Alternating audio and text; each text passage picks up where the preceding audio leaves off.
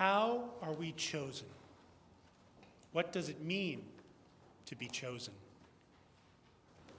David was chosen when the Lord told Samuel to go to Bethlehem and interview Jesse's sons to find the future king of Israel. And you shall anoint for me the one whom I name to you. Samuel interviewed the 7 oldest sons before finally meeting David, about whom God said, "Rise and anoint him, for this is the one." Oh, sure, it's easy when God is on the interview panel providing notes. What about when it's not so clear? Were the Seattle Seahawks chosen to win the Super Bowl?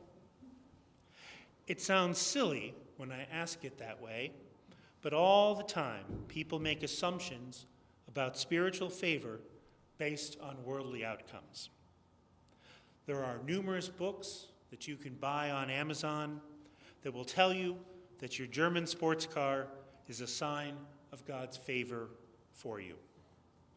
I think our gospel today puts such notions to rest. When Jesus and the disciples come across a blind man, the disciples say, "Rabbi, who sinned, this man or his parents, that he was born blind?" Jesus answered, "Neither this man nor his parents sinned. He was born blind so that God's works might be revealed in him."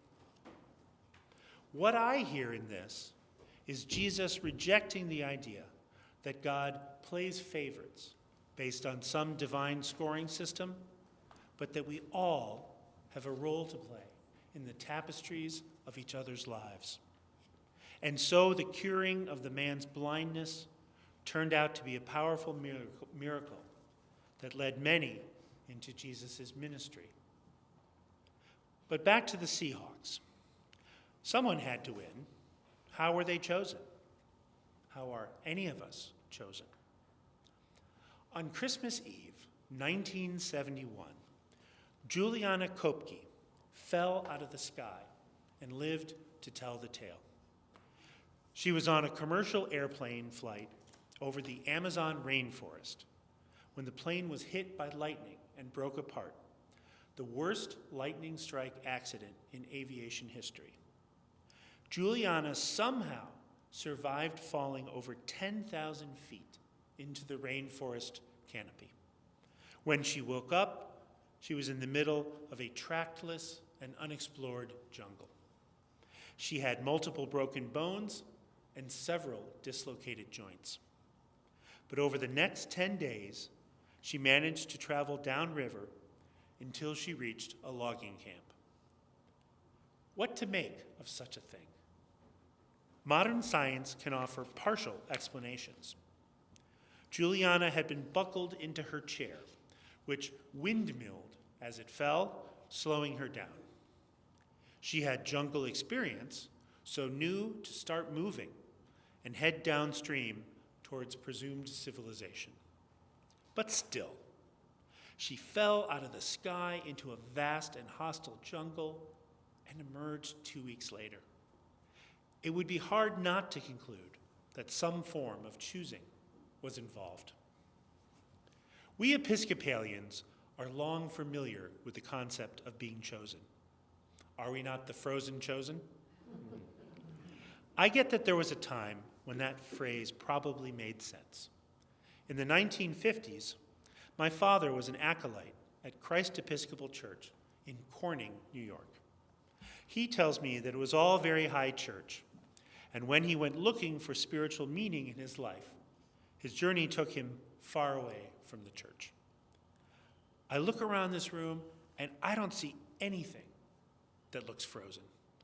One definition of the frozen chosen calls it a reputation for reserved, formal, liturgical worship and an intellectual focus over emotional expression.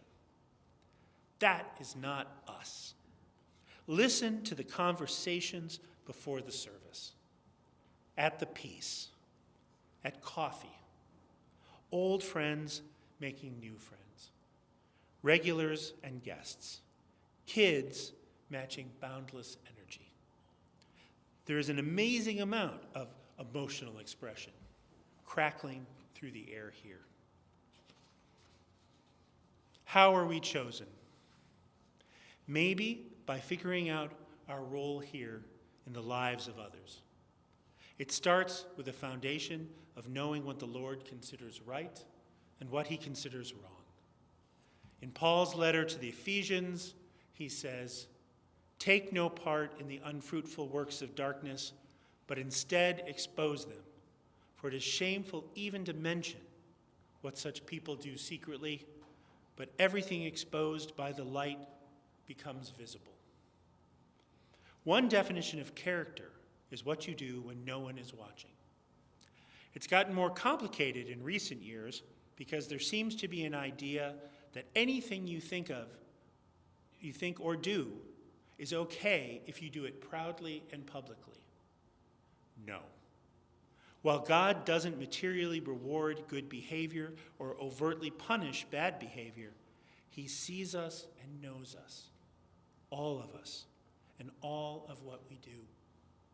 He told Samuel about one of Jesse's sons, "Do not look on his appearance or on the height of his stature, because I have rejected him. For the Lord does not see as mortals see. They look on the outward appearance, but the Lord looks on the heart." God spends 1,000 or so pages in this book explaining to us what is right and what is wrong, but also calling us to be better versions of ourselves. In our gospel, Jesus says, "I came into this world for judgment, so that those who do not see may see, and those who do see may become blind."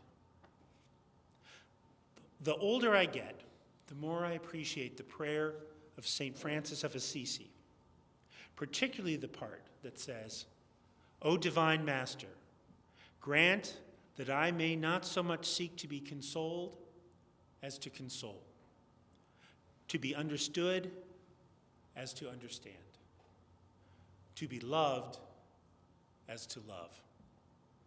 Perhaps when we ask how we are chosen, there is also an element where we ask how we choose good over evil, how we choose walking in God's light rather than dwelling in darkness, how we choose to reach out to others in this world and make it a better place, and so reward God's confidence in us.